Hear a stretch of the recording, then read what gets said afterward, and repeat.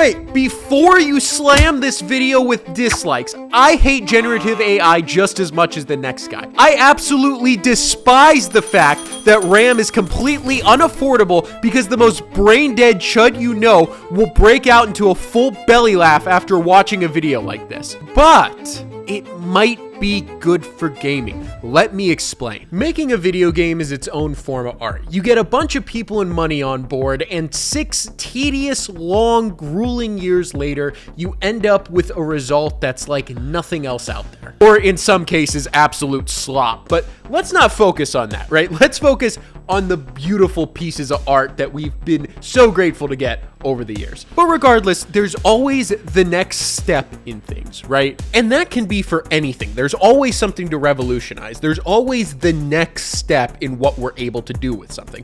For example, 100 years ago, everybody had rotary dial phones until somebody figured out that buttons were easier, and then somebody else figured out that you don't even have to have it plugged into a wall. You can just carry it around. Someone made it smaller, someone made it smart, and so on and so forth. In gaming, however, the path isn't as linear. Of course, it started with arcades, but then the next step was to bring the arcade into your house and make it better. Then we moved on to portable gaming. Then it went back into your house with 3D to enable cinematic storytelling. And naturally, besides the revolution of multiplayer games and how we do portable gaming now, it's mostly just been about how good can they get the graphics and how good is the gameplay. And that was the most recent next step, upgrading the graphics. And you can see how far we've come in just a matter of 15 years. But let's be honest for a second, there is no possible way games can get all that much better than this, unless somebody invents that thing from Black Mirror where you put that little thing on your head and then you go into the game. But we'll keep this video relevant to the next 50 or so years. So with games not getting that much better than this, the natural next step in gaming is to make development time quicker. Games are a long, grueling process. We'll take a game, GTA 6 for example. That game has been in development for 13 years. That was 4 years of pre-production, and then when it actually started real production, Donald Trump was only in his 2nd year in office. I am an adult who pays taxes now, and I remember when GTA 5 came out, my dad telling me, no, you can't have it, you're way too young for this. Now, to be fair, this is going to be the biggest piece of media ever. Nothing's gonna come close to it, and I doubt anybody's gonna be able to match this tech for the next 15 or so-ish years. But still, 13 years seems like quite a while for a game to develop, but it's just what the art form calls for. So what if it didn't call for that? That's where generative AI steps in.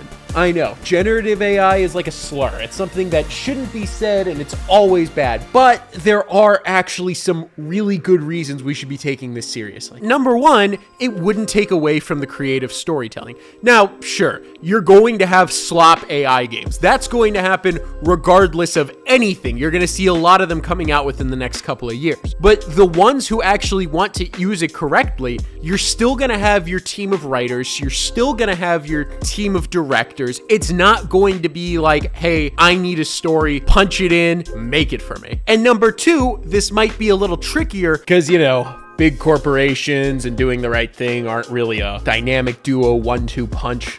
But there's no reason for people to lose jobs over this, right? Because the generative AI would just be a world building tool. You know, think about how much time GTA's developers have put into making the entire map of Florida. I mean, even in this trailer, you can see the products on the wall are detailed. The beer inside the bottles is animated. Think about how much painstaking time they took to actually animate all these things, especially because about 70% of the buildings are going to be enterable. So imagine you didn't have to go and hand by hand detail the beer in the bottles, detail the items on the shelf and the physics of how they get shot or knocked down. You could just tell AI, do it. But the job shouldn't drop off because you still need people to do your level designs, your character designs, the missions, the storytelling, the creative aspect of it. It's just all you're doing is cutting out the busy work. It would still be everything that goes into a game, just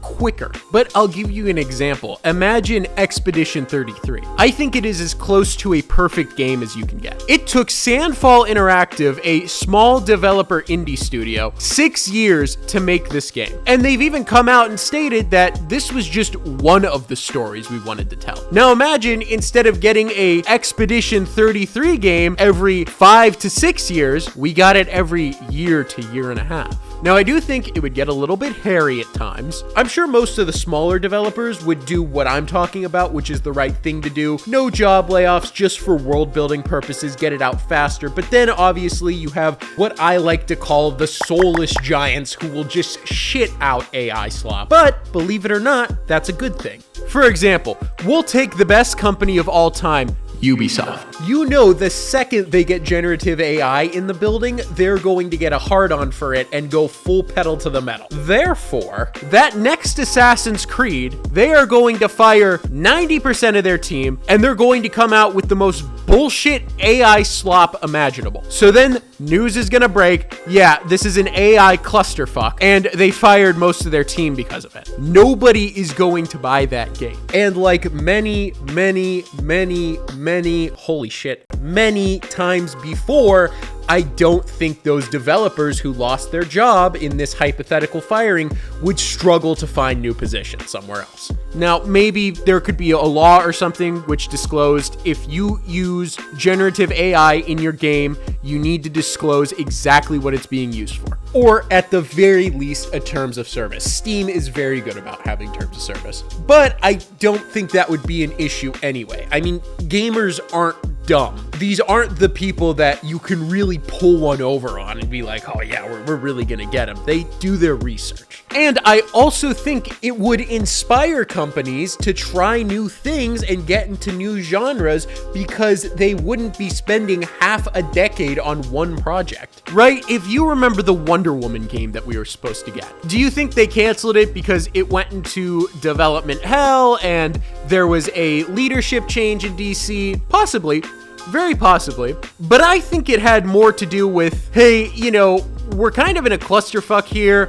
We need to get some money in our pocket. I have no idea how well this Wonder Woman game is going to sell, and we're gonna dedicate a lot of resources to this. Scrap the fucking project. And imagine that didn't have to happen. Imagine it was, well, we can get this done in a year and a half and release it. And then you have other companies follow suit. Not everybody has to be totally committed to this idea because it's only a year to 2 years of developing a game and not 5 to 8 years of developing a game. And the better games get, it's not going to get any faster. A couple years ago, the average development time for a AAA game was 3.5 to 4 years. Now it's 5.5 to 6 years. And that number isn't going to slow down. So with that being said, I think if done rightly, we give it a chance. Have a great day.